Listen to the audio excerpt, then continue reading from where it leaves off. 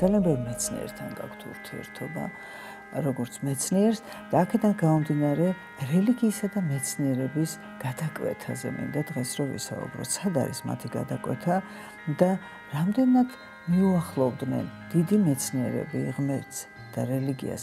ძალიან საინტერესოა თვითონ ადამიანს რა უფიქრია ამის შესახებ და მე ჩემს მოგრძალებულ სამთთან დაკავშირებით მოგახსენებთ.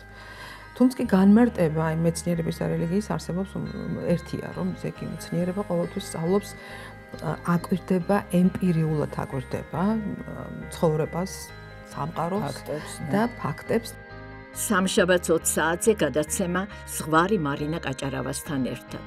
ჩემთვის ეს არის მაგალითი რწმენისა და ცოდნის აი ამ რაღაცა ისეთი გამთლიანების და ერთობის, რომელიც არის რაღაცნაირად უნივერსალური.